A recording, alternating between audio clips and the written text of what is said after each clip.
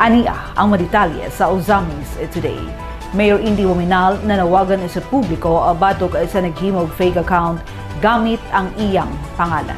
Ani ang madetalye.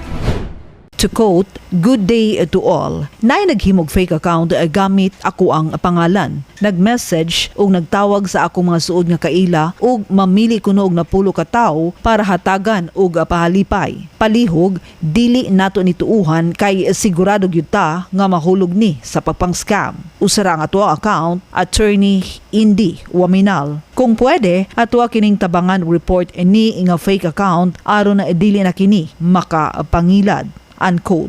Kini ang panawagan ni Mayor Attorney Indy Waminal sa dakbayan sa Ozamis bag-uhay pa lamang human madawat ang report nga may naghimog fake nga Facebook account gamit ang pangalan ug mga pictures ni Mayor Indy. Gawa sa pagpakaaron ingnon nga si Mayor Indy base sa report og testimonya sa mga planong biktimahon ni ini nga scammer, ga-add as friend, gapanawag ug send pa kini og mga chat messages sa mga kaila ug mga suod nga higala sa mayor. Base sa screenshot sa chat message nga gisend sa scammer ngadto sa usa sa mga planong biktimahon ni ini, nagpasalamat kini sa suporta ug dakong pagsalig nga kuno gihatag sa publiko ngadto sa nagpakaaron ingnon nga si Mayor Indy. Ug tungod ni ini matud pa nagpili kini og napulo ka mga tawo nga makadawat og pahalipay. Ug usa ang gipadad-an sa message sa napili. Kini isip pasalamat sa walay puas nga suporta ug pagsalig nga gihatag ngadto kang Mayor Indy Waminal. Tungod sa klaro nga plano nga pagpangilad gamit ang pangalan sa mayor, mipagawas gilayon si Mayor Indy og warning sa tanang social media users kabahin ni ini nga scam aron mapasidan-an ang tanan ug sa pag-report ni ini nga fake account aron walay mabiktima ug magdala og kadaot sa bisan kinsa man nga mailad ni ini ug sa pangalan sa mayor. Gipaklaro sab ni Mayor Indy nga usara ang iyang official Facebook account, ang Attorney Indy Waminal, ug wala nay lain pa.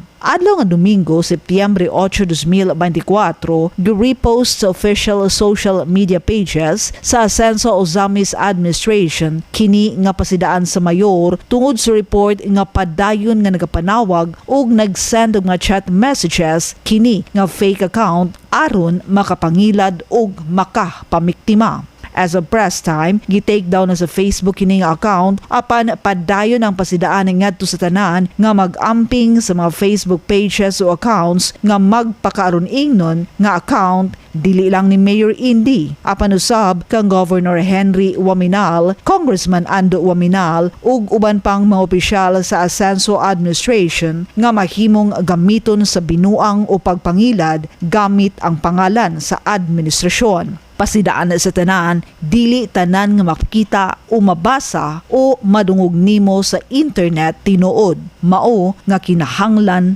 ang pag-amping. Susihon, sutaon ug siguruhon nga ang impormasyon nga imong nakita o nadawat tinuod ug dili mo resulta sa pagpangilad o pagpamiktima kanimo ug sa imong pamilya.